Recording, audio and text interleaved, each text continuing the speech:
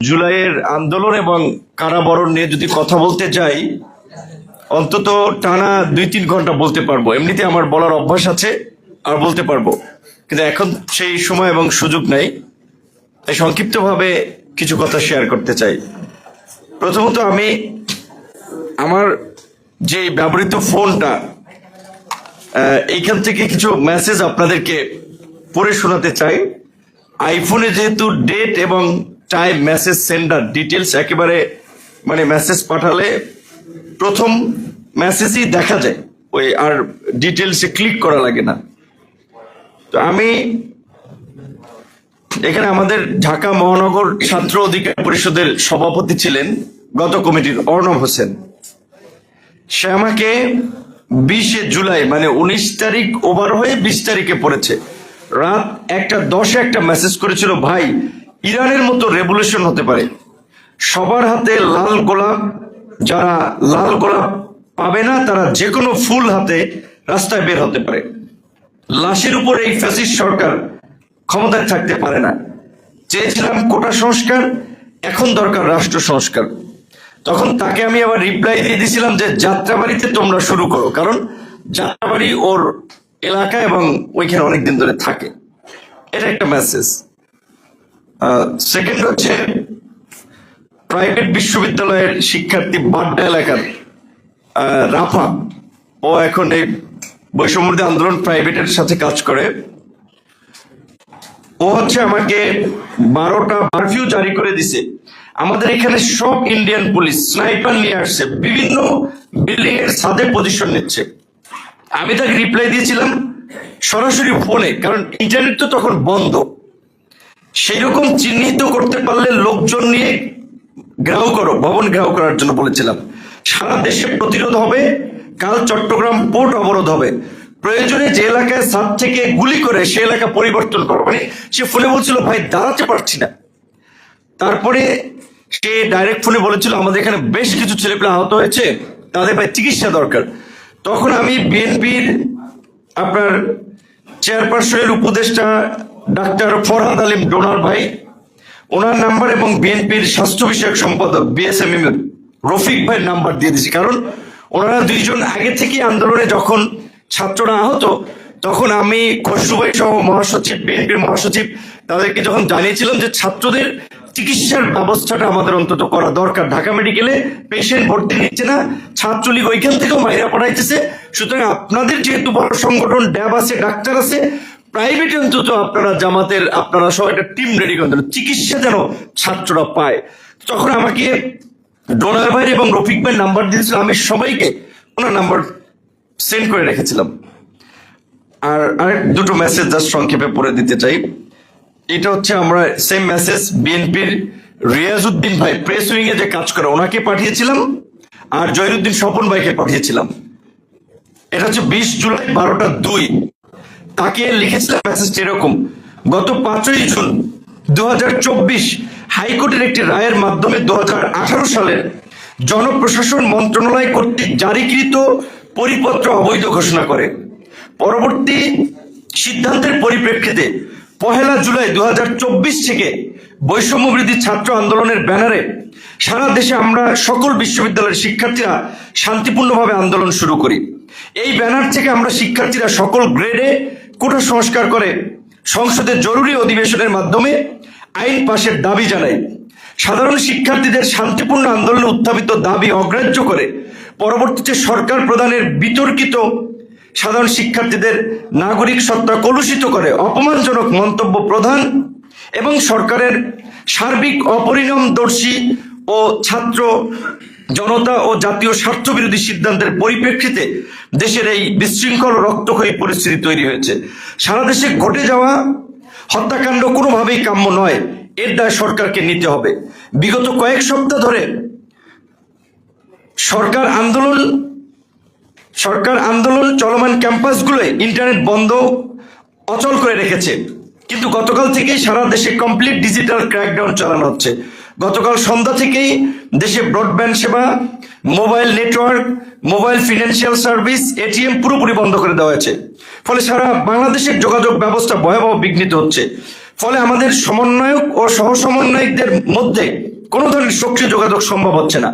সারা দেশে আরোপিত এই ডিজিটাল ক্র্যাকডাউনের প্রধান টার্গেটের শিকার হলো বৈষম্যবিরোধী ছাত্র আন্দোলন। স্বাধীন রাষ্ট্রের নাগরিকদের তথ্য যোগাযোগের এই মৌলিক অধিকার লঙ্ঘন হচ্ছে মানবাধিকার লঙ্ঘনের চূড়ান্ত রূপ। অবিলম্বে সরকারকে ডিজিটাল ক্র্যাকডাউন রহিত করে দেশের ডিজিটাল যোগাযোগ ব্যবস্থা সচল করতে হবে, আইন শৃঙ্খলা বাহিনীকে রাজপথ থেকে প্রত্যাহার করতে হবে, ক্যাম্পাস খুলে দিয়ে শিক্ষার পরিবেশ নিশ্চিত করতে হবে। যোগাযোগ ব্যবস্থা সচল হলে সমন্বয় কমিটি নিজেদের মধ্যে আলোচনা করে দেশবাসীকে সিদ্ধান্ত জানাবে। আমাদের সুস্পষ্ট দাবি আদায় না হওয়া পর্যন্ত আন্দোলন চলমান থাকবে। যারা শহীদ হয়েছেন তাদের রুহের মাগফিরাত করছি, হত্যার বিচার চাচ্ছি। আমরা বাংলাদেশের ছাত্র জনতার সংগ্রামে ঐক্যবদ্ধভাবে পাশে আছি। দেশের নিরাপত্তা বাহিনী কর্তৃক যে নির্বিচার হত্যাযজ্ঞ চলছে আমরা তার তীব্র নিন্দা জানাই এবং এই দায় একান্ত সরকারেরই। দেশের অভ্যন্তরীণ ও আন্তর্জাতিক সকল মানবাধিকার সংস্থা হত্যায় জড়িত আইন শৃঙ্খলা বাহিনীকে অপসারণ, সকল ক্যাম্পাস খুলে দেওয়া, ইন্টারনেট সেবা চালুর দাবিতে আগামীকাল কমপ্লিট শাটডাউন। বার্তা প্রেরক নাহিদ ইসলাম, সমন্বয় বৈষম্য বিরোধী আন্দোলন।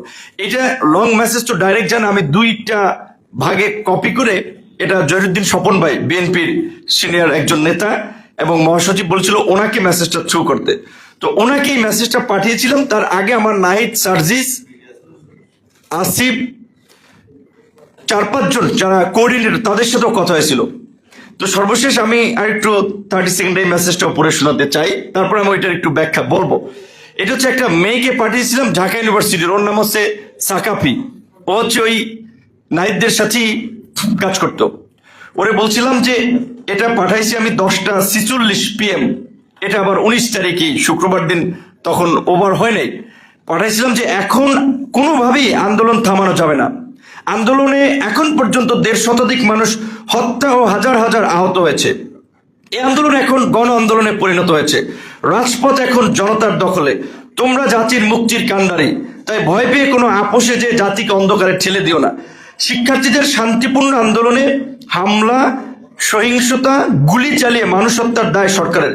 কোটা সংস্কার থেকে রাষ্ট্র সংস্কারে ঘাতক সরকারের পদত্যাগ এখন গণদাবিতে পরিণত হয়েছে। এই গণদাবি আদায় আমরা সর্বস্তরের জনগণকে কমপ্লিট শাটডাউন ঐক্যবদ্ধভাবে চালিয়ে যাওয়ার আহ্বান জানাই। এটা পাঠিয়েছিলাম, সে বলছে ঠিক আছে ভাই। আমি পরে পাঠিয়েছি যে আন্দোলনকারীদের কাছে এই বার্তা পৌঁছে দাও, যেহেতু তাদের সাথে যোগাযোগ করা যাচ্ছিল না। এটা 10:46-এ। আর জহিরুদ্দিন স্বপন ভাইকে নাহিদের বার্তা পাঠিয়েছিলাম আমি 12:02-এ। তো এটা বলছে এই কারণে যে যখন আমরা শুক্রবার দিন আমার নিজের অভিজ্ঞতা হয়েছিল, আমি নামাজের আগে বাসা থেকে বের হয়েছিলাম এবং আমার সেম মেসেজ এখনো মোবাইলে আছে আমাদের সমস্ত নেতাকর্মীকে। বৃহস্পতিবার রাতেই মেসেজ দিয়েছিলাম, শুক্রবার দিন সবাই দুপুরে বাসা থেকে খেয়ে বের হবেন, জুম্মার নামাজ পড়বেন পল্টনে। কারণ শুক্রবার দিন রাজনৈতিক দলগুলোর গণমিছিল ছিল। বিএনপি সহ আমরা যারা যুগপৎ আন্দোলন করি তারা আলাপ আলোচনা করে সিদ্ধান্ত নিয়ে গণমিছিলের কর্মসূচি দিয়েছিলাম। তার আগে কিন্তু আপনাদের মনে আছে আবু সাঈদের মৃত্যুর পরে 17ই জুলাই গায়েবানা জানাজা কর্মসূচি দিয়েছিলাম। এই কর্মসূচিটা মূলত আমাদের আন্দোলনকারী নেতৃবৃন্দ যখন বলেছে আবু সাঈদের মৃত্যুর পরে, আমরা যখন বলেছি এইভাবে মৃত্যুর পরে যদি আন্দোলন সাকসেস না হয় এইখানে কোনো রাজনৈতিক আন্দোলন, সামাজিক আন্দোলন রাজপথে আর দাঁড়াতে পারবে না, কাজেই তোমাদেরকে আন্দোলন ক্যারি করে নিয়ে যেতে হবে। তখন নাহিদ, আসিফ, আক্তার, তখন অনেকে বলেছিল ভাই আপনারা একটু তাহলে রাজনৈতিক দলগুলোর সাথে কোঅর্ডিনেশন করেন, তারা যেন আমাদেরকে সাপোর্ট করে। যেহেতু আমরা জাতীয় পর্যায়ে রাজনৈতিকভাবে আন্দোলন করছি, সবার সাথে একটা সমন্বয় আছে, সেইখান থেকে মূলত রাজনৈতিকভাবে এই কর্মসূচিগুলো সেট করা। তার আগেও আমরা আলাপ আলোচনা করেছি। 14ই জুলাই যখন শেখ হাসিনার মন্তব্যকে কেন্দ্র করে ঢাকা বিশ্ববিদ্যালয়ের শিক্ষার্থীরা তুমি কে আমি কে রাজাকার স্লোগান দিয়ে যখন ক্যাম্পাস প্রকম্পিত করেছিল, বিশেষ করে বিএনপির সালাউদ্দিন ভাই স্থায়ী কমিটির সদস্য, ওনার সাথে আমাদের 28 অক্টোবরের আন্দোলনের পরে একটা যোগাযোগ স্থাপন হয়। কারণ সেই সময় বিএনপির মহাসচিব খসরু ভাই সহ যারা এখানকার কোঅর্ডিনেশন করতে আন্দোলনে, তারা মূল নেতারা জেলে চলে যাওয়ায় তারেক রহমান আমাদের অনেকের সাথে তখন যোগাযোগ করেছে, পরামর্শ দিয়েছে, মতামত নিয়েছে এবং সালাউদ্দিন ভাই দিল্লি থেকেও এই আন্দোলনে একটা কোঅর্ডিনেশন রোল প্লে করেছে। সেখান থেকে যোগাযোগ হয় ওই 14 তারিখ আমরা তখন সালাউদ্দিন ভাইয়ের সাথেও আমি রাশেদ ভাই গ্রুপ কলেও কথা বলি যে ভাই আজকে যা দেখতে পাচ্ছি এইখানে ছাত্ররা রেজিস্ট্যান্স করবে, আপনারা ছাত্রদল এবং আপনাদেরই যেহেতু মিত্র জামাত, কাজী যেহেতু মেইন পলিটিক্যাল পার্টি বিএনপি জামাতের মিত্র, জামাতের সাথে কথা বলেন শিবিরও যেন ছাত্রদল শিবির যেন ছাত্রলীগকে আজকে রেজিস্ট্যান্স করে এবং ছাত্রদের উপরে হামলা হলে ছাত্রলীগকে প্রতিহত করতে হবে, ক্যাম্পাস ছাড়া করতে হবে এবং দেশের মেয়েদের হল থেকে বের করে দেওয়া ঘটনাগুলো ঘটেছে। তো রাজনৈতিকভাবে আন্দোলনের ছাত্ররা যখনই আক্রান্ত হয়েছে তখনই ছাত্রদের পাশে ছিল, রাজনৈতিকভাবে সহযোগিতা করার জন্য, বিশেষ করে আন্দোলনের সিনিয়র সংগঠক হিসেবে, যেহেতু 2018 সালে আমরাই এই আন্দোলনকে সংগঠিত করেছি, সেই অভিজ্ঞতা থেকে আমরা শুরু থেকেই আমরা চেয়েছিলাম যে এই আন্দোলন যেন একটা গণ আন্দোলনে পরিণত হয় যদি সম্ভব হয়। সেই জায়গা থেকে আমাদের ভূমিকা মনে করেছি যে শুধুমাত্র ছাত্রদের দ্বারা এই আন্দোলন সফল করা যাবে না যদি একটা পর্যায়ে এখানে রাজনৈতিক সম্পৃক্ততা না তৈরি হয়। তো সেক্ষেত্রে আমরা দেখেছি রাজনৈতিক দলগুলো ইতিবাচকভাবে সাড়া দিয়েছে, যার ফলেই কিন্তু এই গণ অভ্যুত্থান সম্ভব হয়েছে। তো এই মেসেজ পাঠাতে গিয়ে এই যে ইন্টারনেট শাটডাউনের পরে ডাইরেক্ট ফোনে আমি অনেককে ফোন দিয়ে বলেছিলাম, মানে ভাবছি যে সংক্ষিপ্ত সময়ের মধ্যে যত মানুষকে ফোন করতে পারি, কারণ আমার কাছে এর আগে একটা সোর্স থেকে আমাকে বলছিল যে আমি গাড়ি পাঠাচ্ছি, তুমি চলে আসো এই গাড়িতে, মানে আমাকে একটু পালিয়ে থাকার জন্য, যে তুমি গ্রেপ্তার হয়ে যাবা। এবং যে গাড়ি পাঠাবে বলেছিল সে মাঝে মাঝে তথ্য দিত, কিন্তু তার প্রতি আমার একটু ডাউট ছিল, বিকজ সেও এজেন্সির সাথে খুব ভালোভাবে কানেক্টেড। সো কাজে আমি ভাবছি যে এখন গুলি চলছে বিল্ডিং এর ছাদ থেকে, এখান থেকে ওখান থেকে গাড়ি যাব, এমনিতেই তো আমরা টার্গেটেড, কে কোন জায়গা দিয়া গুলি করে নাকি, তো এর তো নিরাপত্তা নাই। এবং গাজীপুরের আব্দুর রহমান ভাই এখানে আমাদের শ্রমিক নেতা ছিল, আমাদের রবিন, ওর বাইক আমার বাসার নিচে, যে ভাই আপনি যদি যান আমি চিপায় চাপায় দিয়া বাইক এমন ভাবে চালাবো গুলি টুলি লাগবে না, মানে বাইক তো রানিং এর উপরে, সে আমাকে বলছিল। আমি বলছি না, আমি বের হবো না। তো আমি যাই হোক, আমার ওয়েলফেয়ার তার গাড়ি পাঠানো, আমি সেটাও বলছি না, গাড়ি পাঠানো লাগবে না, আমি বাসায় থাকবো গ্রেপ্তার হলেও। এবং তখন আমি চিন্তা করছি আমি যদি গ্রেপ্তার হয়ে যেতে, তো হয়ে গেছি, আর যতক্ষণ পারি সবাইকে ফোন দিয়ে ট্রিগার করি যে সবাই যেন আন্দোলনে থাকে। তখন সংক্ষিপ্তভাবে জাস্ট যেহেতু ডাইরেক্ট ফোনে রিস্ক নিয়ে বলা যে যার যা কিছু আছে তাই নিয়ে আগামীকালকে থেকে রাজপথে থাকবেন। এই কারণে আমাকে রিমান্ডে আসলে একটু মারধর করেছে যে এইখানে তোমাদের কত অস্ত্র সাপ্লাই দিচ্ছে তারেক রহমান, মানে তারা ভাবছে তো যেহেতু বিএনপির আমরা মিত্র, তো তারেক রহমান বোধহয় অস্ত্র সাপ্লাই দিচ্ছে আন্দোলনে। আর এই কারণে আমি বোধহয় ফোনে বলছিলাম যে যার যা কিছু আছে, মানে বলতে যেটা বুঝায় যে মানে যার যা মাল মশলা আছে সব নিয়ে রাস্তায় নামেন। তো এই কারণে আসলে আমাকে একটু মানে স্বীকারোক্তি নেওয়ার চেষ্টা করেছিল। এবং যুব দলের নয়ন ভাই, রবিউল ইসলাম নয়ন ভাই, সত্যিকার অর্থে আমি তখন জানতাম না যে রবিউল ইসলাম নয়ন উনি কবে থেকে যুব দলের ঢাকা মহানগরের দক্ষিণের সেক্রেটারি বা সভাপতি, আমি এটা জানতাম না। কিন্তু আমি ডিবির কার্যালয়ে যে ওনার নাম শুনে বলছি রবিউল ইসলাম নয়ন কোথায় আছে, আমি বলছি ভাই নয়ন তো আমি চিনি না। তখন ডিবির অফিসার তুলছেন, তার এদের তো মুখের ভাষা, তখন গাড়িতে শালা তুই চিনস না ভাবদারস, মানে এই ধরনের ইয়া করতেছে। আসলে আমি নয়ন ভাই উনি, আমি জানি না যুবদল কবে থেকে মহানগর দক্ষিণ বা কি পর্যায়ের নেতা আমি চিনি না, কারণ আমার তো সিনিয়র নেতাদের সাথে সবার সাথে একটা যোগাযোগ। পরে খোঁজ পাইলাম যখন এই ডিবির গারদে আসলাম যে না সে দক্ষিণের এবং সে খুব মানে একজন কৌশলী নেতা এবং আন্দোলন সংগ্রামে ভালো রোল, তখন বুঝলাম যে এই কারণেই বোধহয় আমার খোঁজ করছে। আর কেন খোঁজ করছে বলছে যে ওদের অভিযোগ যে বাড্ডা রামপুরা এলাকায় জামাত শিবিরের ছেলেরা থাকে, আর ওটা হচ্ছে বাড্ডার কায়ুমবাইর এলাকা, আমি ওই এলাকায় থাকি। এই রবিউল ইসলাম নয়ন তারা সহ আমরা নেক্সাসে মানে এই ভায়োলেন্স করেছি, তাদের এই স্বীকারোক্তি নেওয়ার চেষ্টা করছে। আমাকে বারবার ওই যেটা আবু হানিফ ভাই বলেছে, মঞ্জু ভাই বলেছে যে তার যে পিনাকি কেমনে জানলো সেটা তার কে জিগায়। তো আমাকে বলেছে যে দেখেন এই যে মেট্রো রেলে আগুন, এই যে আপনার বিটিভি ভবনে আগুন, মামলা হয়েছে 37টা, সব মামলায় ঢুকামো, কিন্তু একেবারে 5 বছরের আগে বাইরে যেতে পারবি না। আর যদি আমাদের কথা অ্যাটলিস্ট স্বীকারোক্তি দাও তাহলে আমরা চার্জশিটটা এমন ভাবে দেবো জামিন টামিন পেয়ে যাবা, এখন তুমি ভাবো কি করবা। আর আমাকে তুলে নিয়ে গেছিল, সেটা তো বলছি যে আসলে এত ঘটনার এগুলো বলতে গেলে অনেক টাইম লাগবে। তো সংক্ষিপ্তভাবে আমি বলি যে সাধারণত আমরা বাসায় তো একটু ঘুমানোর সময় পুরানো কাপড় পরে ঘুমাই। তো আমার একটা এই পোলো শার্ট পরে আমি ঘুমাইছিলাম, আমার একটা ছোট বাচ্চা আছে, যেহেতু বাচ্চা তো এমনিতে রাতেই করে দেয়, তো প্রস্রাব করে দিয়েছে, যেহেতু আমাদের মাঝখানে বাবার মাঝখানে ঘুমায়, আমার একটা সাইড ভিজে গেছে, আমি টের পাচ্ছিলাম। আর আমি ওই দিন ঘুমাইছিলাম সম্ভবত 1:45 কি 2টার দিকে। ঘুম আমি পড়ি নাই, তার আগেই যে দরজার ধাক্কা ধাক্কি আমি বুঝতে পারছি যে আসলে এরা চলে আসছে। হ্যাঁ, যখন দরজার এই ধাক্কানি দেখে আমি বুঝতে পারছি। আমি কি করব বুঝতে পারছিলাম যে কি, কোথায় লাভ দিব, কোথা দিয়ে হাইট করব, কিচ্ছু তো করার নেই। তখন আর হাইট করা যাবে না, গ্রেপ্তারি হইতে হবে। তো তাহলে জাস্ট আমি চিন্তা করছি যে ফোন গুলো সেভ করতে, কারণ ফোনে অনেকের সাথে অনেকের কমিউনিকেশন পাবে, তাহলে অবস্থা খারাপ করবে। তখন এখন আমি কি করব যে ফোন কোথায় রাখবো। এর মধ্যে তারা দরজার ধাক্কা দিতে খেতে ভেঙে ঢুকে গেছে। তো আমি তখন ওই ফোনটা নিয়ে আমি জাস্ট নাহিদদের সাথে, আসিফদের সাথে কথা ছিল, সে কল লিস্ট ডিলিট করব, ডিলিট করতেছিলাম। কয়েকটা মেসেজ যেগুলো ডাইরেক্ট ফোনে পাঠাইছিলাম ডিলিট করতেছিলাম। এর মধ্যে যখন ঢুকে পড়ছে, তখন আমি ওই যে বাচ্চারা রাতে তো একটু পায়খানা প্রস্রাব করে, কাপড় থাকে এক পাশে মানুষ রাখে, তখন আমি চিন্তা সব করলে এই বাচ্চাদের প্রস্রাবের কাপড় টাপড় এইগুলো খোঁজ করবে না। তখন আমি একটা কাঁথা বাজ করে এই ফোনটা ঢুকে দিচ্ছি আর কি।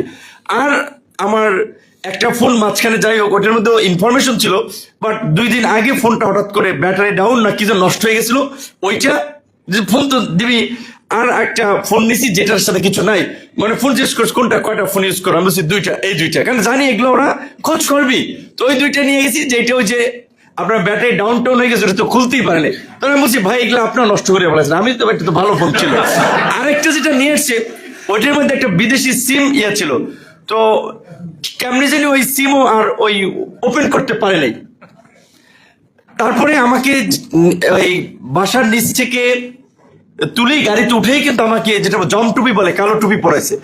অরিজিনালি আমি তো কখনো এই ধরনের পরিস্থিতি ফেস করিনি। তখন আসলেই মানে মনে হচ্ছে খুব কলিজাটা খুব, কি বলবেন, মনে হচ্ছে মানে ছটফট করতেছে। এটা বাস্তব যে এই পরিস্থিতি কখনো শিকার হয়নি। কালো টুপি পরে আমি মানে হচ্ছে আমার মাঝখানে বসে হচ্ছে বামে একজন, ডানে একজন, এবং তারা র্যাবের লোক ছিল। তাদের জেসারে তো দেখা গেছে, নিচ পর্যন্ত নামানোর ক্ষেত্রে তো দেখেছি। তো ওইটাই লকটক করেই হাই সাউন্ড মিউজিক দিয়ে দিছে গাড়িতে, সব আজব তো মিউজিক দিয়ে দিছে। তখন আমার একরাম, কক্সবাজারের যে একরামের হত্যাকাণ্ডের কথা মনে পড়েছে।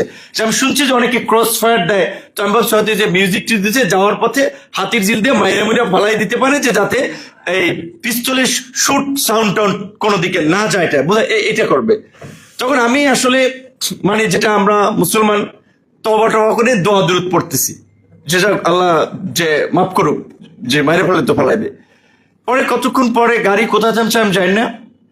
তারপরে গাড়ি থেকে নামলাম, নেমে যেখানে রাখলো, ওই যে আপনারা দেখেছেন আমি কথাগুলো পাবলিকলি খুব বেশি বলি নাই, ওই রকমই যেটা হচ্ছে কবরের মতোই সিঙ্গেল একটা বেড ফালানের মতো, বেডও ফালানের মতো না, একটা জায়গা, আর পাশেই খোলা এক জায়গায় একটু বাথরুম করার মতো একটা জায়গা আছে ওইখানে। ও রাতে আবার আমাকে নিয়ে ইঞ্জেকশন দিচ্ছে। তখন আমি বললাম এটা কিসের ইঞ্জেকশন, আমি খুব ভয় পাচ্ছিলাম। তো একবার আবার আমার চোখ তো বাঁধা, একবার আবার আমি একটু দেখতেছিলাম যে ইঞ্জেকশন দেয় কারা। আস্তে করে আমি একটু যে কাপড়টা একটু নাড়ছে, আমার আবার ঠাস করে একটা মানে কানের এখানে একটা থাপ্পড় মারছে, যেহেতু আমি এটা কাপড়টা উঠাইলাম কেন, তখন আর আমি উঠাই নেই। তো আর মায়ের গাড়িতে থাকা অবস্থায়, গাড়ি থেকে নামানো অবস্থায় মনে করেন মায়ের যা দেওয়ার এক ধাপ দিয়েছে। তারপর তো ইঞ্জেকশন দিয়ে পরে রাত না সকাল আমি জানি না, উঠাইলো, স্যার আসছে কথা বলবে, কারণ আমি তো বুঝতেছি না রাত না সকাল। তারপরে জিজ্ঞাসাবাদ, এক টিম আপনার প্রথম তো 2 দিন আমাকে করে নাই। তো আমি বুঝতে পারছি ওদের বডি ল্যাঙ্গুয়েজ জেস্টারে একটা টিম ছিল বোধহয় আর্মির, ডিজিএফআই হতে পারে, এবং আরেকটা টিম হয়তো র্যাবের, এটা বাট আর্মির একটা টিম ছিল। তারা খুব পোলাইটলি কথা বললো, সম্মানের সাথে, যে I know you are strong man, 2-4 line ইংরেজিতে বাংলায় বললো, সো তুমি একজন বোল্ডলি কথা বলো, আমরা পরিষ্কারভাবে জানতে চাই এই আন্দোলনে তোমার সম্পৃক্ততা, এবং এই মেট্রো রেলের আগুন, এই সমস্ত ঘটনায় আবার তারেক রহমানের সাথে, বিএনপির সাথে তোমাদের নেক্সাস, তুমি যদি অনেস্টলি বলো তাহলে আমাদের কোনো চর্চা মর্চা করা লাগবে না, রেকর্ডার অন আছে। না হলে তো এটা তো তুমি শিক্ষিত মানুষ, ঢাকা ইউনিভার্সিটি পড়ছো, তুমি জানো কিভাবে কথা বের করতে হয়, আমরা কিন্তু সেভাবে বের করবো। আমি যদি ওই রেকর্ড নিশ্চয় ওনাদের কাছে আছে, অফিসিয়াল ডকুমেন্ট সংরক্ষিত আছে, কারণ 111 ওবায়দুল কাদেরকে কালো কাপড় পরে চা খাওয়াইতেছে আর জিজ্ঞাসাবাদ করতেছে, ভিডিও তো পরে ছাড়ছে, এই রেকর্ডও আছে। তাই পরিষ্কারভাবেই বলছি যে দেখেন, আমি তো সরকার বিরোধী মানুষ, শেখ হাসিনার অত্যাচার নির্যাতনে গোটা দেশের মানুষও বিপদগ্রস্ত, আমরাও বিপদগ্রস্ত। কাজী এইটা আমাদের একেবারেই ইন্টেনশন সবসময় ছিল, যে কোনো পরিস্থিতিতে আমরা যদি শেখ হাসিনার পতন ঘটাইতে পারি। তো আমাদের কাছে মনে হয়েছে এই আন্দোলনে যেইভাবে নির্বিচারে মানুষ মারছে, এই যে হত্যাযজ্ঞ আপনারা আগুনের কথা বলেন, এগুলো আমাদের উপরে দায় চাপান, এগুলো শেখ হাসিনা সরকারের এজেন্সি করেছে। তো এগুলো বলার পরে তো বলতেছি ভালো, মানুষ শুনতেছে। পরে আপনার হাত কেমনে যে এইভাবে উঠেল দেখলাম, আপনার পায়ে এই যে নিচে কি পিঠে, এখানে পিঠে, তারপরে আবার এই দুই সাইডে। কতক্ষণ পর হচ্ছে আমি মনে হয়েছে লাইক কি বলবেন, প্লেনে উঠলে অনেক সময় হঠাৎ করে মনে হয় যে তব্দ দিয়ে যায়, যেটা আঞ্চলিক ভাষা বলে কানই হয়ে যায়, মনে হচ্ছে ওই রকম। পরে তো ওখানেই পড়ে গেছিলাম অনেকক্ষণ। আচ্ছা, আজানের পরে বুঝে বলছি কত লং হবে, আজানের পরে 2-3 মিনিটে শেষ করবো তাহলে।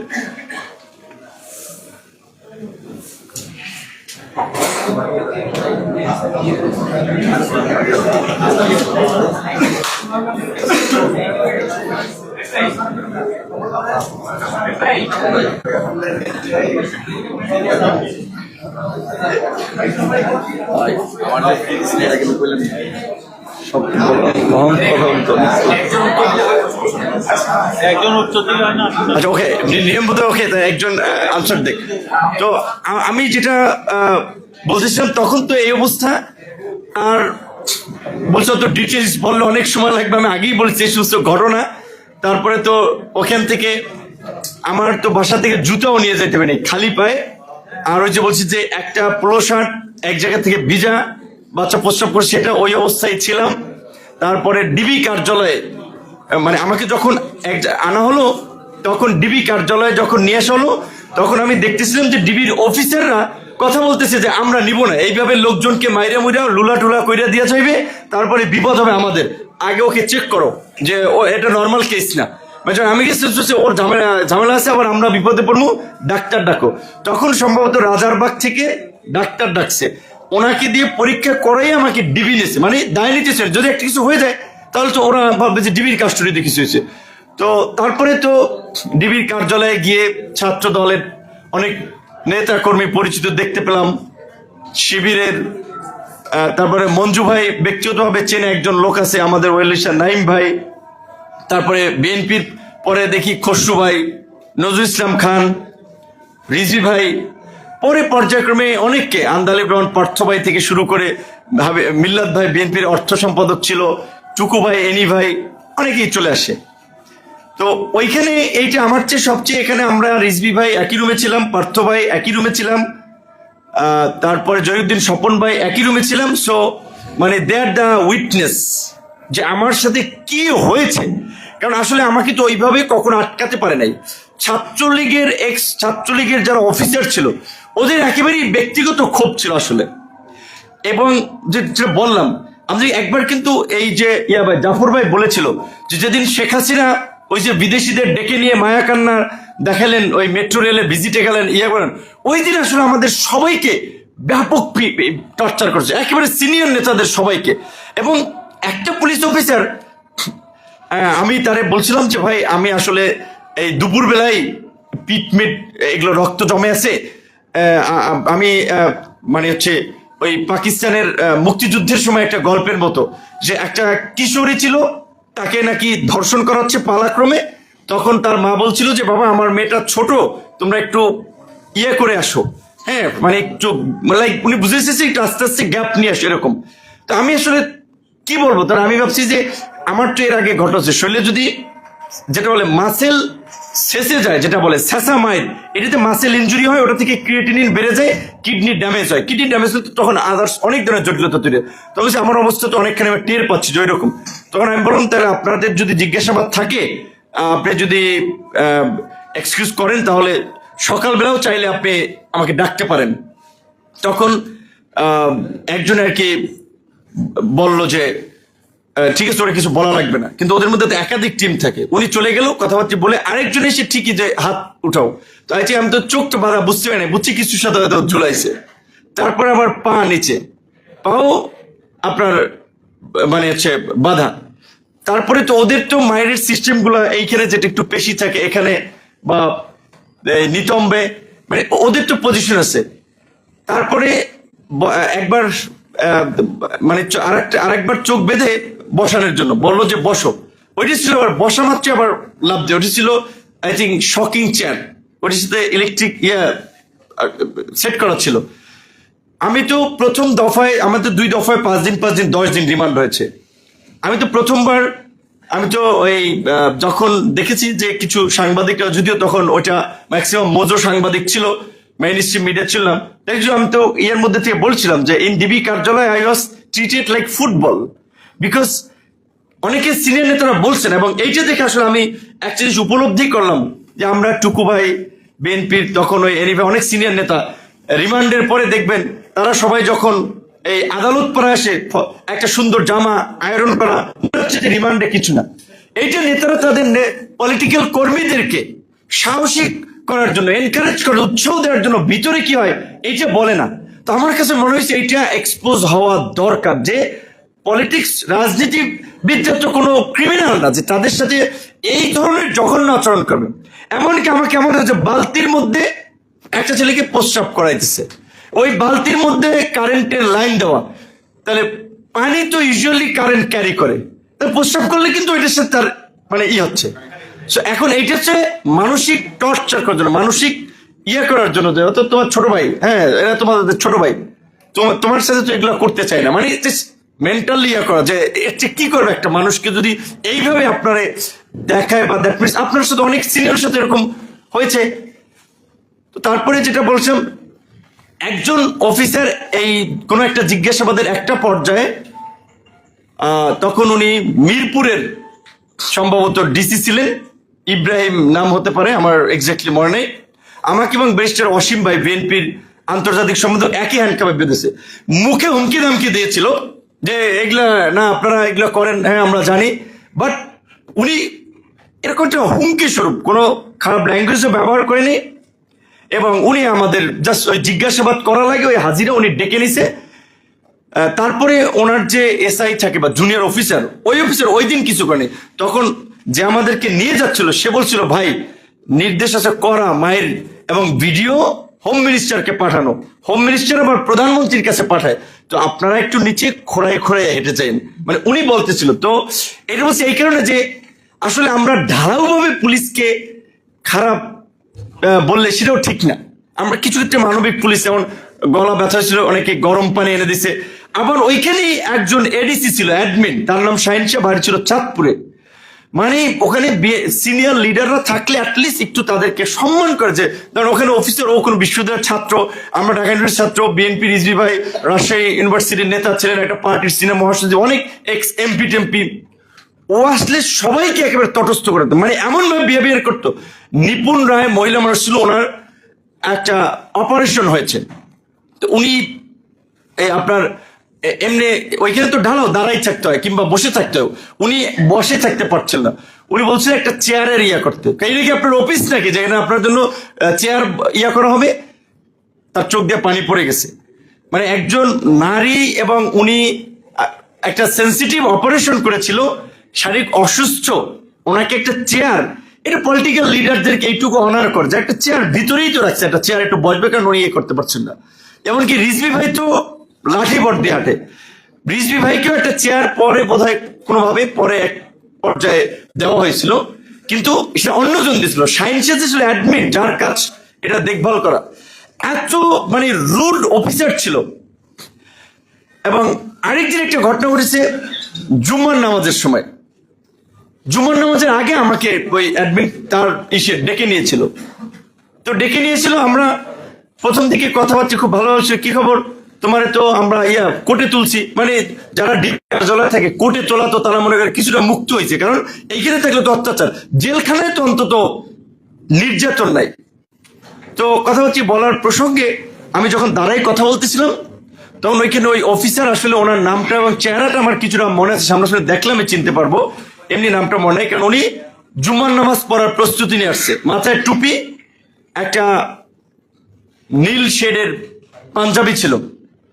তো মানে বলতেছে যে ও এখনো দাঁড়াই রয়েছে কেমনে, এইটা বলেই কিন্তু ওদের হাতে তো ওই যে গাড়ির যে মোটা যে লাঠি থেকে, আমার তো হ্যান্ডকাপ হাতে, তার হাতে লাঠি ছিল, সে ইচ্ছে মতো আমার আবার এই বিষয়ে কিন্তু আপনার পিটাইলো। তো কি পরিস্থিতির মধ্যে দিয়ে আসলে এইবার মানে এটা বলছি যে আমার ক্ষেত্রে যদি এটা হতে পারে, আর ছাত্রদল, শিবির, অন্য সাধারণ কর্মী মেয়েদেরকে ফুটবলের মতো মনে করেন বলা, এইটা যে তাদের সেন্সিটিভ জায়গা, অনেকে লাঠি, চর, থাপ্পড়, কি পরিমাণ যে একটা নির্মমতা, নিষ্ঠুরতা তাদের সাথে হয়েছে, এটা বলার অবকাশ রাখে না। তো বলছি যে বলতে গেলে অনেক ঘটনাই বলার আছে, কিন্তু সময় সংক্ষিপ্ত, তো যে কারণে আমরা বললাম। যাই হোক, এই ধরনের একটা অত্যাচার, নির্যাতন পরিস্থিতির মধ্যে দিয়ে আজকের আমরা এই পরিবর্তনটা পেয়েছি। আমরা সবাই বলছি যে এই পরিবর্তনটাকে টেকসই করার জন্য আমাদের রাষ্ট্র ব্যবস্থার, আমাদের শাসনতন্ত্রের, আমাদের প্রশাসনের সংস্কার আমরা চাই। কারণ সংস্কার না হলে আবার আরেকটা সরকার যদি ক্ষমতা আসে, সেও ক্ষমতাকে কুক্ষিগত করার জন্য আইন শৃঙ্খলা বাহিনী, প্রশাসনকে দলীয় ক্যাডারের মতো ব্যবহার করবে। তো তাহলে আমরা কি বারবার নির্যাতিত, নিষ্পেষিত হব? আমরা যখন বাংলাদেশের রাজনীতিতে এসেছি, আজকের এই আন্দোলনের মাধ্যমেও যারা নেতৃত্ব পরিচিত হয়ে একটা দল গঠন করেছে, 2018 সালে যদি এই কোটা সংস্কার আন্দোলন আমরা না করতাম, 24-এর কোটা সংস্কার আন্দোলন হতো? ওই 18 সালের আন্দোলনের পরিপত্রকে ব্যাক করার জন্য তো আন্দোলন হয়েছে। পরবর্তীতে 2019-এ যদি আমরা ডাকসুতে উইন না করতাম, তাহলে এই যে আজকে নাহিদ ডাকসুতে আমাদের প্যানেলের কালচারাল সেক্রেটারি পদে নির্বাচন করেছে, আপনার আসিফ সে সময় ফার্স্ট ইয়ার ছাত্র ছিল, অনেকে, আকরাম, অনেক নেতৃবৃন্দ যারা ওই ডাকসু কেন্দ্রিক একটা অ্যাক্টিভিজমের মধ্যে দিয়ে তারা রাজনৈতিক সচেতন ভাবে বিশ্ববিদ্যালয়ে কিছুটা কাজকর্মের মধ্যে দিয়ে এই অ্যাক্টিভিজমের মধ্যে জড়িত হয়, এবং ডাকসুই ছিল তাদের একটা বসার জায়গা, কথা বলার জায়গা। ছবি দেন অনেক সময় আমার আক্তার, অনেকের কম্পেন্স, অনেকেই। তো এই 18-র আন্দোলন আর 19-এর ডাকসু না হলে জুলাই 24-এ হতো না, হয়তো এই ফেসিবাদের পতন হতো, হয়তো তার আগে হতে পারতো কিংবা পরে হতে পারতো। এবং এই যেই তরুণদেরকে বেস করে পরিবর্তন হয়েছে, এখন যাদেরকে দেখতে পাচ্ছেন ঢাকা বিশ্ববিদ্যালয়ের নেতৃত্ব ম্যাক্সিমাম ছাত্র অধিকার পরিষদ, যেখানে রিয়াদ ভাই, রাশিদুল ইসলাম রিয়াদ ভাই আমাদের প্রবাসী নেতা, ছাত্রদের আমরা 2টো বাসা ভাড়া দিয়েছি একসময় 45,000 টাকা, এবং তারপরে একটা বাসা ভাড়া দিতাম, 2টা চালাইতে পারতাম না। রিয়াদ ভাইকে বলতাম, ভাই শহীদুল ভাই আছে কিংবা আমাদের প্রবাসী অধিকার পরিষদের নেতারা আছে, কারণ আমাদের তো ফাইন্যান্স নেই, তাদের কাছ থেকে নিয়েই। এবং এটা ঠিক যে আমাদের এই জার্নিতে বিএনপি, জামাতের অনেক নেতৃবৃন্দ কিংবা সাধারণ মানুষ অনেকেই ফাইন্যান্সিয়ালি, বুদ্ধিভিত্তিক প্রচারণা, আন্দোলনের সমর্থন দিয়ে বিভিন্নভাবে সহযোগিতা করেছিল। সুতরাং এই আন্দোলনটা এখন যেটা আমরা দেখতে পাচ্ছি, সে অনেকে মনে করছে যে আমরাই করেছি, আমরাই আন্দোলনের বাপ মা। আন্দোলনের বাপ মা কেউ না, হয়তো অর্গানাইজিং অনেকে ভূমিকা পালন করেছে, স্যাক্রিফাইস করেছে। তাহলে ওই যদি রেটিং করেন, তাহলে এই আন্দোলন তৈরিতে নিজের ঢোল নিজে পেটাচ্ছি না। আমার মতো নির্যাতিত, নিষ্পেষিত হয়েছে, একটা প্রুফ দেখাতে পারবেন? কে? Who is this guy? No one. এত হামলা মামলার পরেও কিন্তু হাল ছাড়ি নাই। আজকে ধরেন ওই যে বলছি যে ইয়ের কথা, যে হাদিসটার কথা, যে মানুষ বিপদ কেটে গেলে অহংকারী হয়, উৎফুল্ল হয়। তো আজকে যারা অনেকে ট্রোল করে, ক্রিটিসাইজ করে, আমাদেরকেও নানান কথা বলে, তো আরে ভাই, আমরা যদি সুবিধার জন্য রাজনীতি করতাম, 28 বছর পরে ডাকসু নির্বাচন হয়েছে, সেই সময় আমরা বিপি হয়েছিলাম। শেখ হাসিনার আজকের এই পতনের জন্য আমরাই প্লট তৈরি করেছিলাম, প্লটের আমরা তৈরি করেছি, অনেকে সেখানে রসদ যুগে সাপোর্ট দিয়েছে, কিন্তু পথটা কিন্তু আমরা হেঁটে গিয়ে আমরা তৈরি করেছি। তো শেখ হাসিনা আমাদেরকে এমন কোন সুযোগ সুবিধা নাই যা অফার করে নাই, আমরা তো সেই সুযোগ সুবিধায় গা ভাসিয়ে দেই নাই। বরঞ্চ আপনারা লক্ষ্য করছেন যে 2021 সালের কথাই ভাবেন, মোদী বিরোধী আন্দোলনের আমাদের 64 জন ছাত্র এবং যুবকদেরকে গ্রেপ্তার করেছিল। ওই ক্র্যাকডাউনের বছরই আমাদের যে অঙ্গীকার ছিল, স্বাধীনতার সুবর্ণ জয়ন্তীতে আমরা দল ঘোষণা করব, আমরা কিন্তু 26 অক্টোবর আমাদের দল ঘোষণা করেছিলাম। আজকে আমার এলাকার ভাই, জাস্ট তার ইয়ার জন্য উইথ ডিউ রেসপেক্ট, অবশ্যই আমাকে কেউ যৌক্তিকভাবে সমালোচনা করতে পারে, আমি সেটা খুবই অ্যাপ্রিসিয়েট করি, নিন্দুকের বাসি আমি সবার চেয়ে ভালো। সো সেই জায়গা থেকে সমালোচনাকে আমি ভালোবাসি। সমালোচনা না থাকলে মানুষ রাজনীতিবিদ, নেতা হিসেবে গড়ে উঠতে পারে না। তো ভাই হচ্ছে পিয়ার পদ্ধতিতে, এখন হতে পারে এটা ঠিক অনেকে বোঝে না, আমাদের দল 2021 সালে আমরা যখন ঘোষণা করি, আমাদের 21 দফা কর্মসূচিতে আমরা বলেছিলাম একই ব্যক্তি প্রধানমন্ত্রী দলীয় প্রধান হবে না, প্রধানমন্ত্রী রাষ্ট্রপতির ক্ষমতার ভারসাম্য আনয়ন করা হবে, সংসদে আইন করে নির্বাচন কমিশনে অ্যাপয়েন্টমেন্ট করা হবে যেন নিরপেক্ষ ব্যক্তিরা নিয়োগ পায়, সংখ্যানুপাতিক পদ্ধতিতে প্রতিনিধিত্বের মাধ্যমে প্রকৃত গণপ্রতিনিধিত্বের সংসদ নিশ্চিত করা হবে। এই কথাগুলো আমরা 21 সালে আমরা বলেছিলাম। সো সেই জায়গা থেকে আমরা বলছি আজকে ইসলামী আন্দোলন, জামায়াত ইসলামী সহ বেশ কিছু রাজনৈতিক দল পুরো ইলেকশন পিয়ারে চাচ্ছে। আবার বিএনপির মতো একটি বড় রাজনৈতিক দল কিংবা বিএনপির সাথে আরো যারা এটাকে সমর্থন করে তারা বলছে যে না, পিআর হলে বারবার গভর্নমেন্ট চেঞ্জ হবে, একটা অস্থিতিশীল গভর্নমেন্ট হবে এবং আমাদেরকে নিয়ে বিদেশিরা খেলার সুযোগ পাবে, যেটা ইমরান খানকে হটিয়ে পাকিস্তানে যে অচলাবস্থা তৈরি করেছে কিংবা আরো অন্যান্য কিছু দেশে যেভাবে তৈরি হয়েছে। তখন অনেকে আলোচনা করছে যে তাহলে আমরা যে বাইক্যামেরাল পার্লামেন্ট বা দ্বিকক্ষ বিশিষ্ট সংসদের কথা বলছি, যেটা আমাদের ঘোষণা এবং আমাদের দল সেই প্র্যাকটিস, একটা নির্বাহী কমিটি আর একটা উচ্চতর পরিষদ। বিএনপি এটা ম্যাডাম খালেদা জিয়া 16 সালে এটা বলেছিল এবং সংসদের আসনকে 500 উন্নীত করবে, এইটা বিএনপির ঘোষণা ছিল, খালেদা জিয়ার ঘোষণা ছিল। তো তাহলে আসে লোকে বিএনপি যেহেতু ওই পজিশনে একমত, আমরা তাহলে দ্বিকক্ষ বিশিষ্ট সংসদের উচ্চ কক্ষে পিআর পদ্ধতিতে আমরা প্রতিনিধিত্ব এনশিওর করি, যেখানে 100 উচ্চ কক্ষের প্রতিনিধি আর নিম্ন কক্ষ হচ্ছে 400। তাহলে তো নিম্ন কক্ষে বিদ্যমান পদ্ধতিতেই 300 আসনে 300 এমপি হবে। তাহলে ওই উন্নয়নমূলক কর্মকাণ্ড যেটি বলা হচ্ছে যে কে কাকে কার কাছে যাবে, কে কার নেতা, এগুলো তো চিনবে না। এক্সিস্টিং সিস্টেম লোয়ার হাউসে থাকতেছে, সমস্যা নেই। উচ্চ কক্ষে আমরা কেন বলছি? উচ্চ কক্ষ আইন প্রণয়ন করার কোনো ক্ষমতা থাকবে না, তারা জাস্ট কিছু বিলকে, কিছু প্রস্তাবকে স্ক্রিনিং করতে পারবে, ডিসকাস করতে পারবে। সেইখানে আমরা বলছি যে পাশাপাশি পররাষ্ট্র নীতি, বিদেশি রাষ্ট্রের সাথে চুক্তি, কোন যুদ্ধ অবস্থার মতো পরিস্থিতি তৈরি হলে এই রকমের পরিস্থিতিতে যেন উচ্চকক্ষেরও অনুমোদনটা লাগে, এরকম মৌলিক কিছু বিষয় আমরা কনসার্নের জন্য আমরা বলছি ওইখানে কিছুটা ক্ষমতা দেওয়া। তো সেই ক্ষেত্রে ওই 100 আমরা ভোটের অনুপাতে চাচ্ছি এই কারণে যে তাহলে সব দলের একটা প্রতিনিধিত্ব থাকবে, সংসদটা অত্যন্ত একটা ভাইব্রেন্ট সংসদ হবে। এবং এইটাতে আমি যতদূর জানি ইন্টারনালি বিভিন্নভাবে মতামত যে বিএনপি অর্ধেক পিআর আর অর্ধেক ভোটের আপনার প্রাপ্ত আসন কিংবা এক্সিস্টিং সিস্টেমে এরকম কন্ডিশনে এগ্রি করতে পারে। তো এটাও তো ভালো, একটা আলোচনার মধ্যে দিয়ে তো একটা ঐক্যের জায়গায় পৌঁছাচ্ছে। তো এইটি হচ্ছে আমাদের প্রত্যাশা। শুধুমাত্র কিছু হয় নাই, কিছু হচ্ছে না। মঞ্জু ভাই যেটা বলছিলেন যে আমাদের প্রত্যাশা ছিল অনেক, যে কারণে আমরা হতাশ হচ্ছি, হতাশার কোনো কারণ নাই। জুলাই বাংলাদেশে জাগ্রত থাকবে এবং জুলাইয়ের আকাঙ্ক্ষা বাস্তবায়নে আমরা জাগ্রত থাকব এবং আমাদের জাগরণের মধ্যে দিয়েই আমাদের সেই কাঙ্ক্ষিত নতুন বাংলাদেশ আমরা গড়ে তুলব। সকলে ভালো থাকবেন, সুস্থ থাকবেন।